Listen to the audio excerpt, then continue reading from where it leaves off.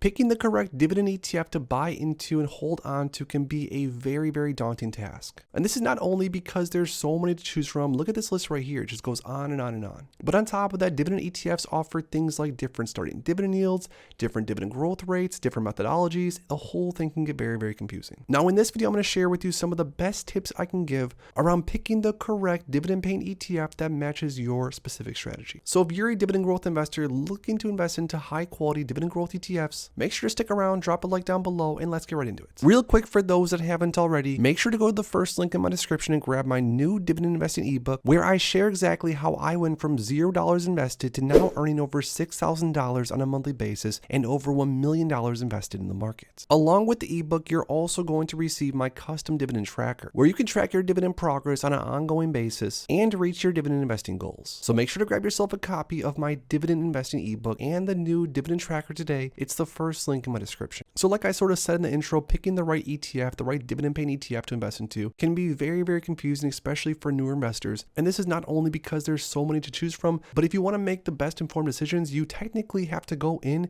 and look at every single one of the dividend ETFs, see what they offer, and try and figure out if they match or closely match with your specific strategy. Which brings me perfectly into my first point on picking the correct dividend paying ETF. You need to figure out what your specific strategy is. Now, I'll share with you a real life example, my specific strategy. And again, this does not mean that you should copy my strategy, but I'll just give you an idea of what a strategy looks like for an investor that's been investing for quite a while now. So my strategy, as you can see right here, this is more or less every single stock and ETF that I hold across my multiple portfolios. My strategy is pretty simple. I like to invest into high quality dividend paying stocks and ETFs that all have the potential to go up in price over time. Meaning that if I buy X or Y stock or ETF at $50 per share today, hopefully in a year, 2 years, it might be $60 per share, then 70, 80, 90, etc., etc. But along with that, I'm looking for different dividend paying stocks and ETFs to hold on to long term, in my strategy at least, that also pay dividends from day one and also as a bonus, pay more and more in dividend income over time. Now, there's going to be some names in here that do match that strategy perfectly. There's also going to be certain stocks and ETFs that I'm unfortunately holding on to that even cut their dividends. So again, no strategy is implemented perfectly. But overall, for the most part, every single position in my long-term portfolio, again, for the most part, either have the potential to move up in price over time and also pay a dividend from day one with the potential for dividend increases sometime in the future. Now, because that's my specific strategy, I'm looking to buy into dividend ETFs such as things like SCHD, which definitely offers potential price appreciation, but also from day one pays a decent dividend of around 3.5% with massive dividend growth historically. Now, for that reason, SCHD in my portfolio is a no-brainer. I currently have around 620 shares across all my portfolios, and I've been buying SCHD every single day for years now. So before you start buying dividend ETFs and adding them into your portfolio, figure out what your strategy is. Are you looking for ETFs that have the potential to grow a lot more over time and really skyrocket your portfolio's value sometime in the future? Or are you looking for more cash flow income focused ETFs, funds that might not have the potential to move up in price as fast, but with that are going to pay you a lot more income, maybe every single month? Now, especially if you're in the early days of your investing career, I think it might be very useful to look at this tab right here, and this is on ETFsDB.com. It's just some website I came across. Look at things like total assets under management and try to figure out which ETFs out there currently are the largest. Now, I'm by no means saying that just because an ETF has a lot of assets under management, it means it's a good or bad ETF. But there's probably a reason why VIG, SCHD, and VYM, for example, 3 largest ETFs in this list. And honestly, if you follow the money, a lot of times you're going to see some quality. But once again, that's not always the case. Again, do your own due diligence. I'm just saying that that could be one thing to look into, especially if you're in your early days of investing. Now, let's say you're an investor like myself that's looking for dividend paying ETFs that not only have the potential to move up in price over time, but also pay you a decent amount of dividend income from day one. Well, the cool thing about that is there's tons of different ETFs that offer that. There's things like VYM, the Vanguard High Dividend Yield Index, which pays a decent 2 or 3% starting yield, but also has the potential for your portfolio to grow over time. Also, things like DGRO, the iShares Core Dividend Growth ETF is awesome. VIG and SCHD are also some of my favorites. And figuring out exactly which specific ETFs you really want to buy is easier than ever because channels like mine on YouTube are absolutely free to watch, which, side note, you definitely should, and check out all my videos where I personally dig pretty deep into a lot of these names and give my honest thoughts on them. Now, lastly, I thought it'd be kind of fun to build out a tier list. This is the best dividend ETF tier list maker. And there are lots of high quality dividend paying ETFs that are not on this list.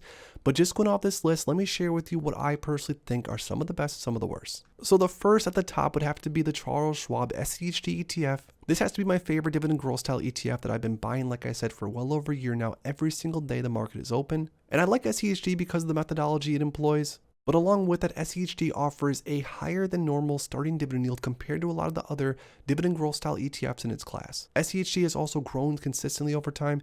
SCHD is number 1 on my list. Also in the A category would be VYM without a doubt and DGRO. These are 3 of my favorite dividend growth style ETFs that all once again have a decent starting yield, nothing too crazy. You're not going to get a 10% starting yield with these, but a 2, 3, or 4% starting yield depending on where the market is trading, but also a high quality basket of holdings, because once again, when you're buying into an ETF, you need to understand what stocks are within the ETF. It's very important. Along with those, I would definitely have VIG near the top in either the S or A position. Then, of course, we have SPYD. It's really tough to outperform SPYD. Not necessarily my favorite investment just because I do like a little bit larger starting yield, but still it definitely deserves a spot at the top. Then for the rest of the tier list in the B category, I personally would have HDV, I would have DVY, I would have SDY, and then the C category also. Again, none of these are bad ETFs whatsoever. I'm just saying for my personal perspective. In the C category, I would have XLP, I would have FVD, and I would have NOBL. So for the most part, evaluating which is the right dividend growth style ETF for your specific strategy, your specific portfolio is going to take a little bit of homework. But what's nice about these days is that there's so much free information right across the internet, free information on my videos and other YouTubers' videos alike. The other great thing is that as you build out your portfolio over time, perhaps your strategy might shift around and maybe change over time.